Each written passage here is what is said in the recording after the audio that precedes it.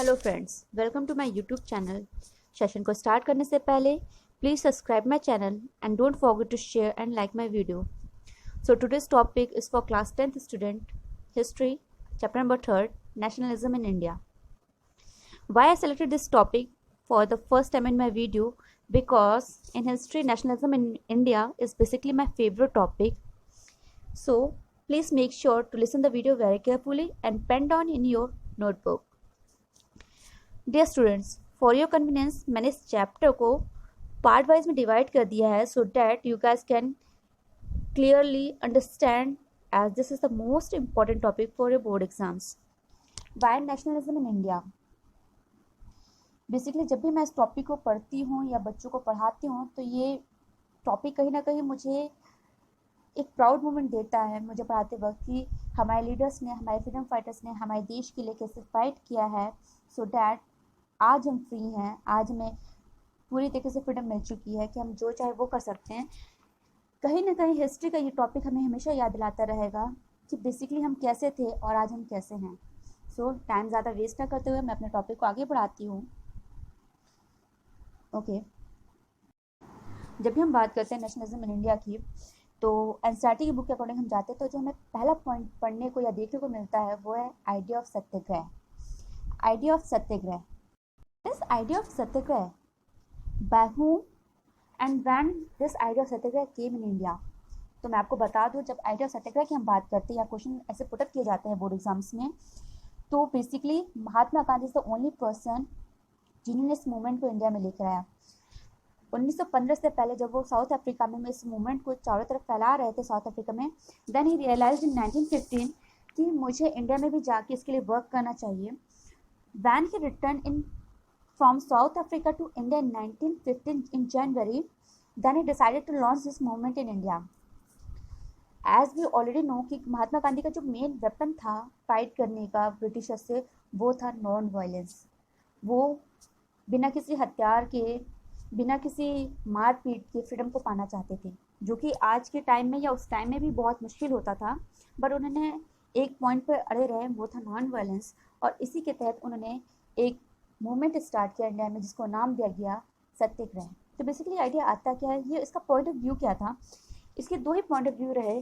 The first point of view is power of truth, कि सच्चाई में कितनी शक्ति होती है, and the second one is need to search for truth, सच्चाई को जानने की कोशिश, क्यों है, कैसे हुआ, कब हुआ, इसके पीछे क्या वजह थी।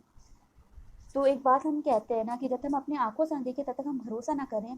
तो कहीं ना कहीं गांधी जी भी ये हमें बताना चाहते थे कि हर एक बातों के पीछे कुछ ना कुछ सच्चाई होती है, हमें उस सच्चाई को जानना है।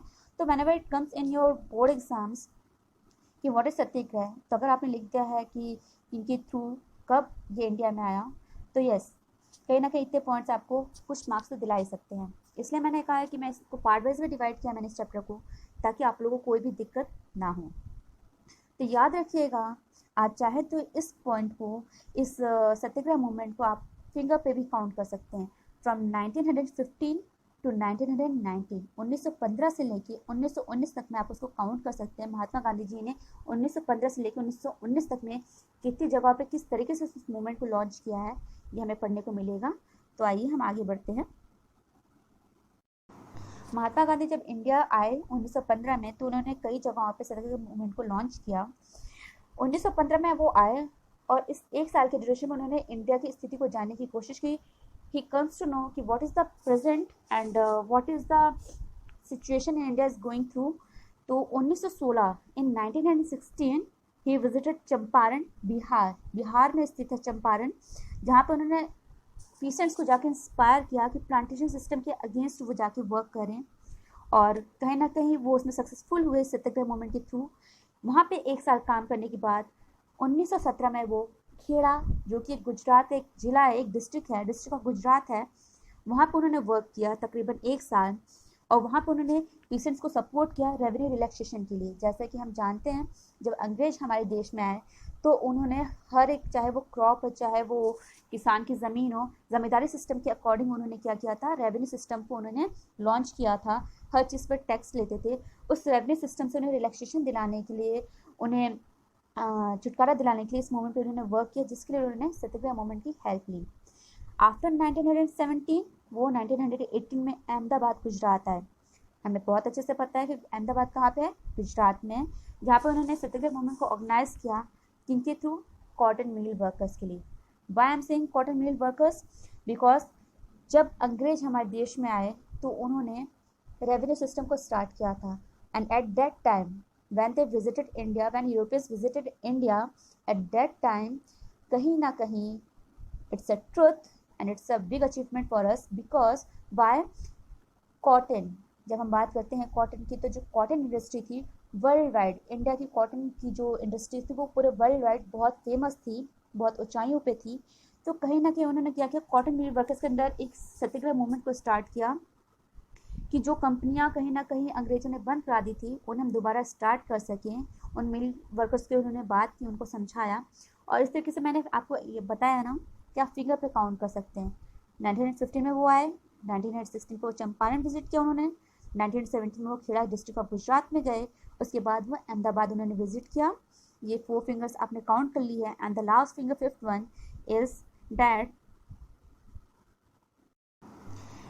कि 1919 की हम बात करते हैं, जब 1919 की हम बात करते हैं, जब उन्होंने देखा कि मैंने अहमदाबाद, चंपारण में आपका और खेड़ा में मैंने इतना वर्क किया और मुझे बहुत सक्सेस मिली है, तो उन्हें लगा कि कहीं ना कहीं ये मूवमेंट हमें आगे भी बहुत सफलता दिलाने वाला है।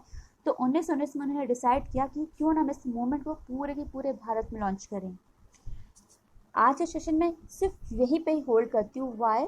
बिकॉज 1919 का जो सेशन रहा है वो बहुत इंपॉर्टेंट रहा है, क्योंकि इसी साल के दौरान में जब 1919 में उन्होंने डिसाइड किया that he is going to launch this movement nationwide उन्होंने डिस्कस किया कि अब मैं इसको नेशनली पूरे होल इंडिया में इसको लॉन्च करूँगा। एट दैट टाइम जब ब्रिटिशर्स को लगा कि कहीं ना कहीं अब उनकी हुकूमत कहीं ना कहीं बहुत मुश्किल में है, तो उन्होंने रोलेट एक्ट को पास कर दिया। और रोलेट एक्ट आपका कब पास हुआ है? 1919 में। So please what I want to say is कि आपका पहला पार्ट मैंने क्लियर कर दिया है कि बेसिकली आइडिया ऑफ सत्याग्रह महात्मा गांधी जी का था क्या, उनका पॉइंट ऑफ व्यू क्या था, उन्होंने कहाँ पे वर्क किया, 1915 से लेके 1919 तक आप कहाँ तक उन्होंने वर्क किया। अब अगर आपको ये वीडियो मेरी अच्छी लगी तो प्लीज़ इसे लाइक करिएगा, और अगर आपको कोई कमी या कोई सुझाव देना हो या फिर अगर आपको कोई दिक्कत हो तो आप मुझे कमेंट करके ज़रूर बताइएगा। क्यों? क्योंकि मैंने आपको पहले बोला इस वीडियो को ईजी करने के लिए, इस सब्जेक्ट को ईजी करने के लिए मैंने इसे पार्ट वाइज में डिवाइड किया है। अगर आप मेरे इस वीडियो को लाइक करेंगे तो I will promise you guys कि मैं नेक्स्ट पार्ट जल्दी डालूंगी। तो प्लीज़ इसके लिए thank you. Don't forget to subscribe my channel and please stay tuned.